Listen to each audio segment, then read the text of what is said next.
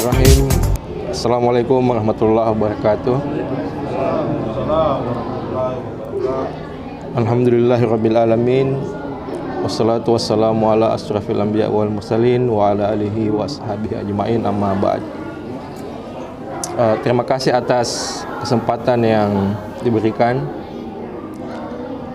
Ya sebenarnya saya tidak tahu apa judulnya ya, karena saya terlambat. Orang di balik media ya. Ini sebenarnya apa namanya? Senada dengan apa yang saya mau sampaikan kebetulan ya. Ya jadi memang media ini unik ya. Jadi media ini mungkin kita bisa ibaratkan seperti pisau. Jadi kalau kita apa namanya manfaatkan secara positif, ya itu akan bermanfaat untuk kita. Tapi ketika kita memanfaatkan secara negatif, maka dia akan membunuh kita ya. Jadi memang media ini unik. Ya terkait dengan itu ada istilahnya semacam survei mengatakan bahwa pengguna media sosial yang terbesar di dunia itu di Indonesia ternyata, Pak. Bukan di negara lain, di Indonesia. Pengguna Facebook, pengguna Instagram, pengguna YouTube itu di Indonesia. Dan ini apa namanya bisa menjadi satu kekuatan besar bagi negara kita kalau ini bisa dikelola. Ya, dan tapi ini juga bisa menjadi satu bencana besar kalau ini tidak bisa dikelola. Jadi apa namanya saya kira tergantung kepada orang di balik media itu. Tapi ini juga saya sebenarnya masih bingung. Ini kan ada dua faktor.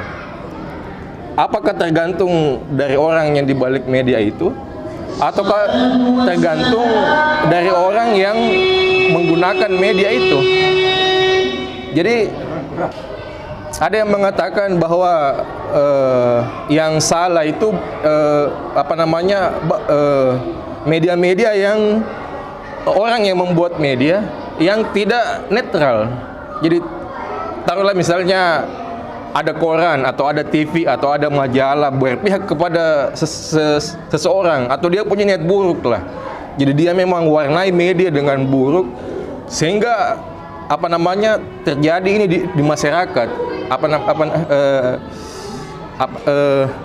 Masyarakat itu rusak begitu oleh pembuat media ini. Ataukah yang kedua, masyarakat yang tidak bisa mencerna apa sebenarnya yang diinginkan oleh media ini. Karena itu memang Pak, ada dua. Ada yang juga mengatakan bahwa tadi itu yang menyalahkan bahwa memang banyak di Indonesia ini orang-orang yang berniat mau merusak. Jadi dia pakai semua itu media, termasuk media sosial juga dipakai untuk memperkeruh suasana. Tapi ada juga orang yang mengatakan bahwa sebenarnya sekalipun seperti itu, kalau kita punya netizen, istilahnya kalau kita punya warga negara bisa memilih-milih, tidak akan terjadi kerusakan. Jadi ini sebenarnya yang mana ini?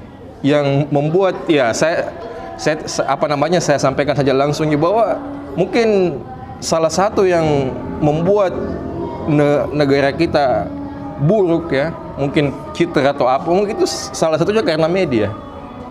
Karena banyak ya itu tadi, apakah banyak pembuat media itu yang memang niatnya buruk. Kita tidak bisa pungkiri ini Pak, karena memang begitu di Facebook, di mana memang ada orang yang niatnya itu menyebar berita buruk lah, berita apalah, berita inilah.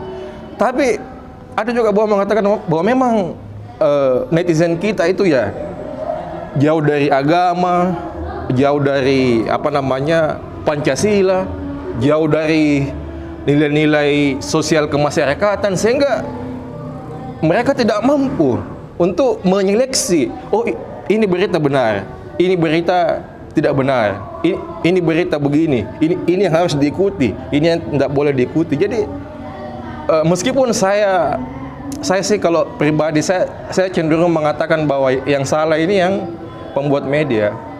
Karena kalau kita punya pembuat media itu niatnya baik, pasti negara kita ini akan bagus, ya. Kalau saya, karena apa namanya, itulah kalau sesuatu niatnya baik, insya Allah pasti sampainya akan baik. Tapi kalau sesuatu niatnya buruk, ya pasti sampainya akan buruk, tidak mungkin baik, ya.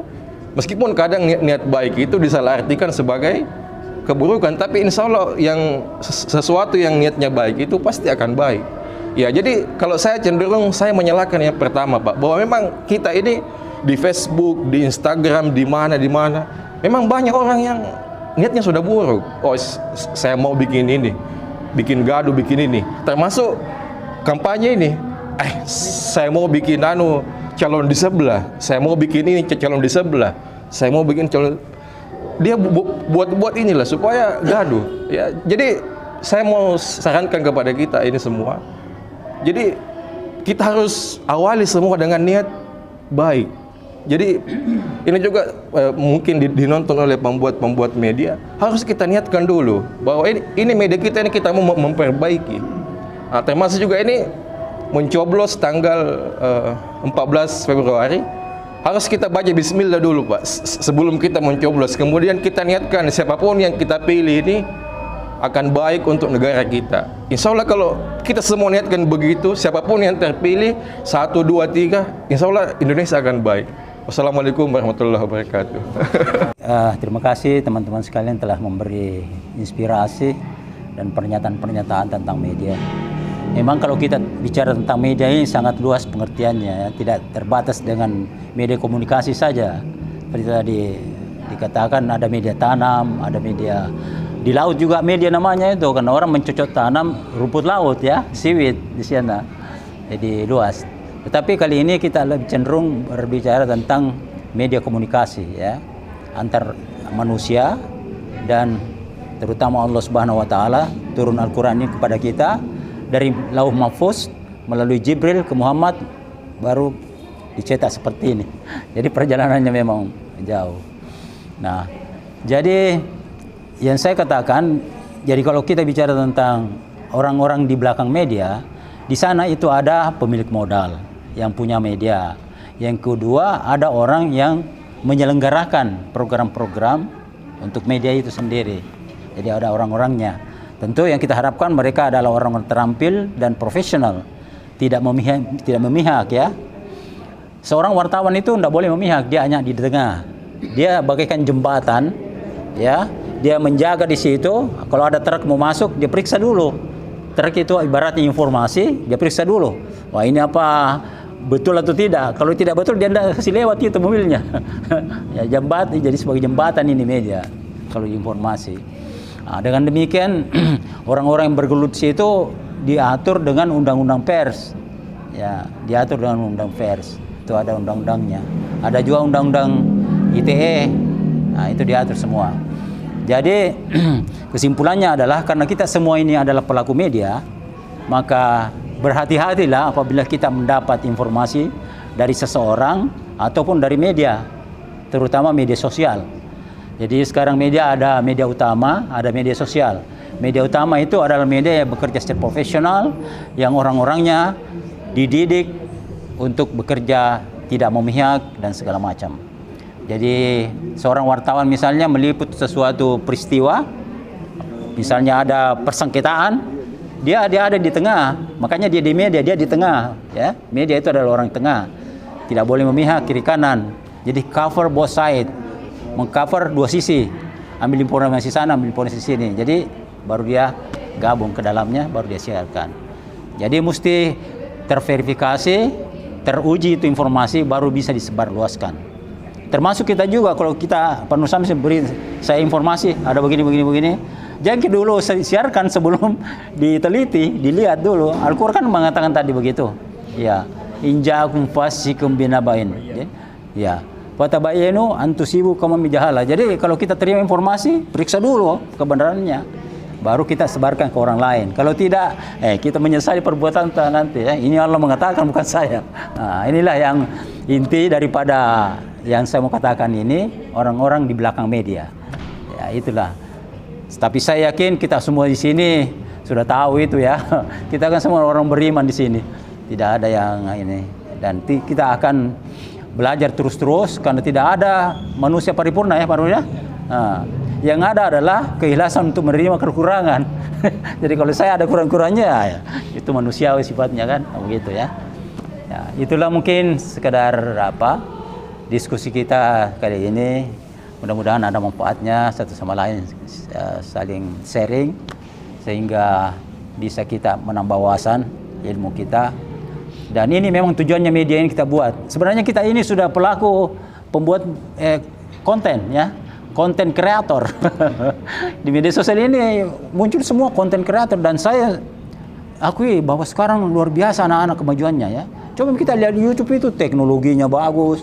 Secara ilmu pertelevisian luar biasa itu media sosial ya. Dengan editingnya dan segala macam. Yang dulu kita pelajari bertahun-tahun, mereka pelajari mungkin 2-3 hari saja sudah bisa. Nah itulah hebatnya sekarang. Karena fasilitas lengkap, aplikasi banyak, mau ngedit, latar belakangnya seperti dikerjakan Pak Nur ini. Latar belakangnya biru, bisa diganti dengan Amerika di belakang, Australia kan di mana. Itulah teknologi. Jadi dengan hadirnya teknologi sini, maka orang-orang ada di belakang media ini akan lebih kreatif, improve-nya lebih bagus dalam rangka menyampaikan berita-berita yang baik dan benar ya. Itulah sedikit dari saya. Wabillahi taufik wal hidayah. Assalamualaikum warahmatullahi wabarakatuh.